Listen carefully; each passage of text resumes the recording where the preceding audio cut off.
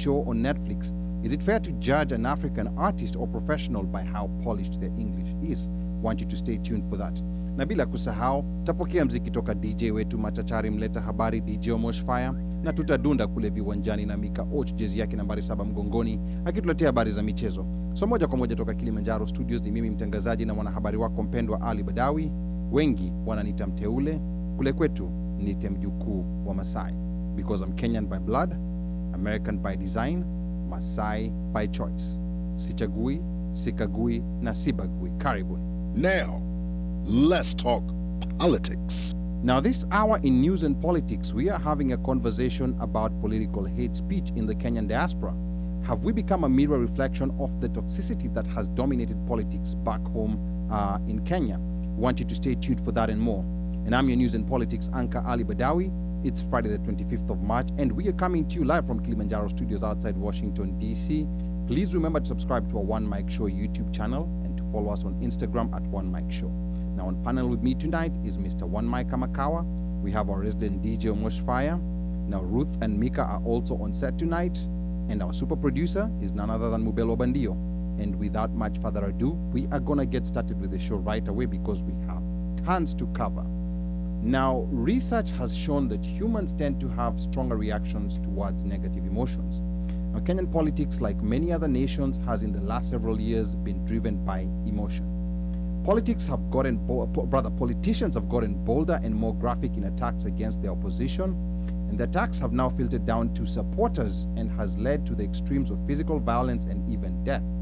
Now, on the show tonight, we would like to have a candid conversation on where this started, how it evolved over time, and the path of destruction this could potentially lead us to.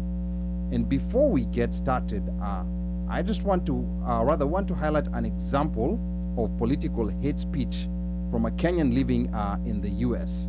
Now, there's a clip that went viral this week and got the attention of mainstream media. And I'm sure, like most of you have watched this clip. And out of our own discretion, we decided not to play it on air because, it had language that is demeaning, derogatory, and not worth replaying. For those maybe who want to see it, you can go into your social media, it's been going around on different WhatsApp groups, but I can guarantee you it's not worth your time. And I want us to get started with this conversation with as Omosh is getting ready. I want to give I want us to get a brief description of what was in this clip, for the few that may have not had a chance to see it. Ruth, kwanza karibu sana, wacha nikukaribishe. You've been away for, is it 3 weeks? Just 1 week. Are you sure it's just 1 week? It was just 1 week. Oh wow, it seemed like a long time. I was calculating 3, so I'm clearly wrong. No, but I missed you. I missed everybody. I missed being in the show, so I'm glad to be back today. Okay.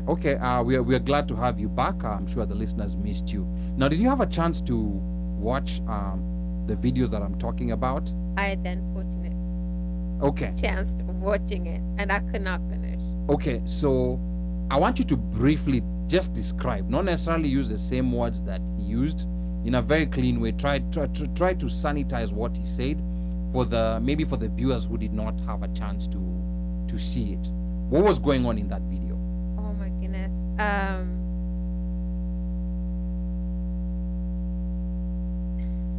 It's just hard to say. So one of the things that this person said was saying that I think the president's mother had made comments about, people following the president, whatever is going to, direction is going to lead Kenyans to in this year's elections. And this person was saying that, in terms of, do you think you're the only, the language is just so graphic and just so bad. I don't even know how to rephrase it. Okay, let's. It's like, do you think you're the only one who can birth a president? But he described the birth canal of bringing forth a kid. And this was being directed to the president's mother. Yes. Okay. But then for me, you might as well be directed to any woman. Okay. All right. And you know, like when you talk about any woman, that's an interesting point you bring in.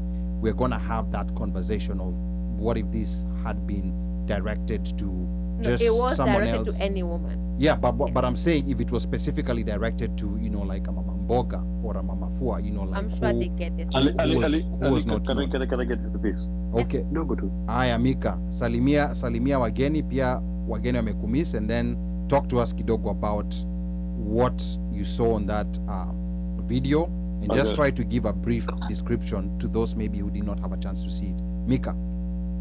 Ladies and gentlemen, Mabuna, welcome again to another encore production of the one like show Karibuni Sana. So just to get into this story, as Ruth says, the words you cannot describe right now. Like, I feel ashamed to even watch that thing, right? As in, they were not words to describe anybody, no matter who you are in society, anybody, right? As in, it was utterly disrespectful to any woman, especially from somebody who came from a woman. Nobody should, like, I don't know why men look at women and think they are superior than they are more. In all reality, it's known that without women, our lives are messed up. Like, your mom was like the project manager of the house. Without her, the house is messed up. As in, especially men, we tend to gravitate towards our mothers because our mothers tend to understand us more than anybody else. I don't get it out. Like this, patriarchy, this egocentric thing that men have over women needs to end. But Ali, you ask a question here whereby you say if it was a Mama-mboga, will it warrant the same response? And to me, I think it should. Most people are doing it because it's the president's mother who was being referred to in this situation. But I believe that if we only tend to take such situation and divide them based on how elite somebody is, then we are not bringing up that conversation of how women should be treated and respected. It's okay people came and stood up for Guru's mother for what he said, but there have been so many things that have happened where women have been hurt in Kenya in the recent past, and nobody has spoken about such things, right? We've had women who have been disappeared for days, and there's been public outcry against them, and people don't come out and say that. We've had parliamentary bills which actually were going against women, and we didn't have so much outcry against this. So for me, I just feel like, okay, so does it take an abuse of an elite woman in society so that people can be like, that is wrong, we need to fix it and do this? I feel for me it's wrong. I think that basically all this hate speech and everything should be able to protect every woman in Kenya, especially right now. Women are the most valuable asset in Kenya right now, especially in the election period, because women vote more than everybody else. Everybody's going to convert a woman's vote. A Mama-mboga, Mama-fua, Mama chama za wanawake say are getting recognition and everything. After elections, they all disappear. Everybody puts kina mama back and say kina mama waende jikoni. But right now, everybody kina mama oye, sijui nani na warembo, nini. So it shouldn't take the abuse of an elite in Kenyan society for such atrocities to be shunned and being demonized and called against in Kenya. It should be an aspect whereby we realize the importance of women in that country and respect them and treat them more than our equals, and actually like value our women in life. Because if we don't value our women, who else is going to do that?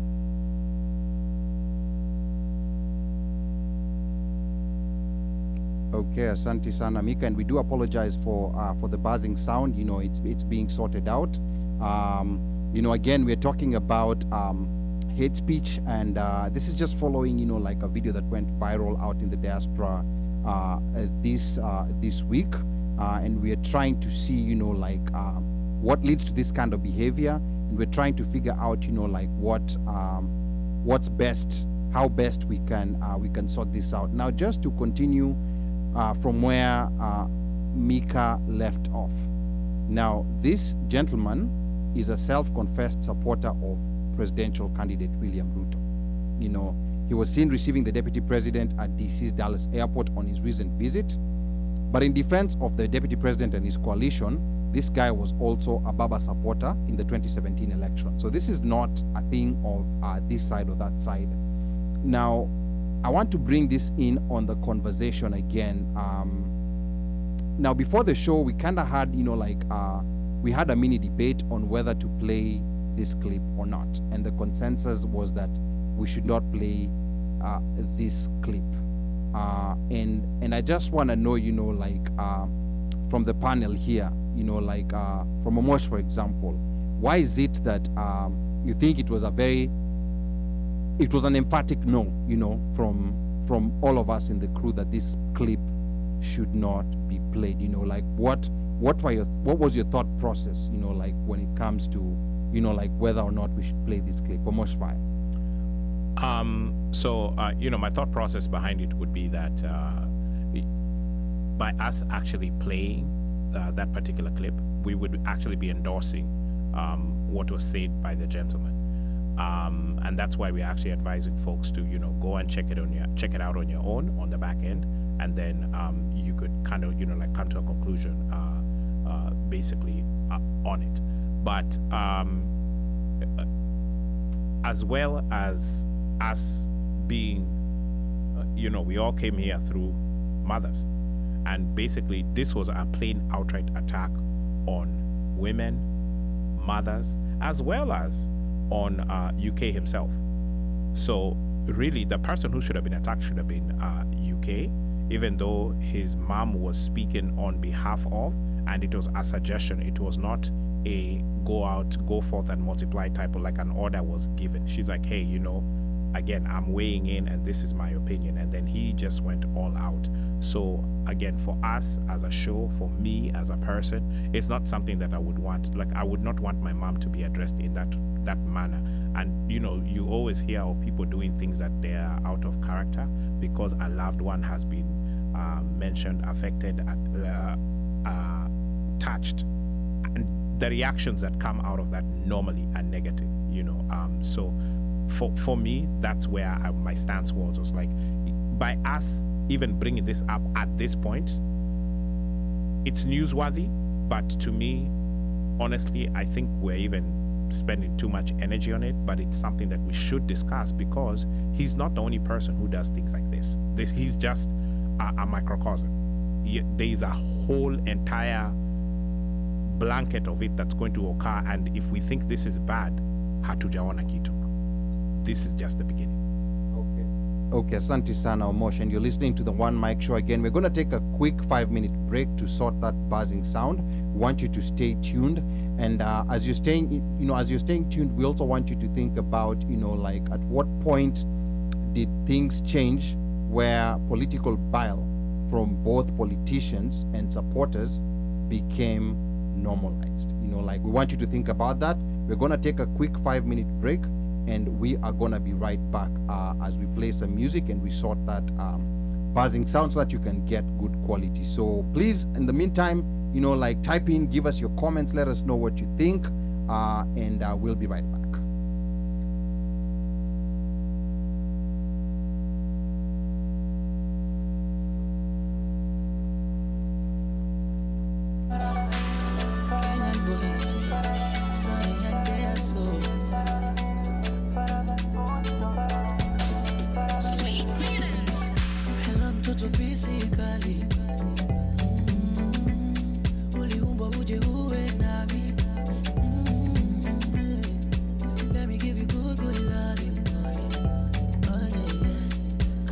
Baby, why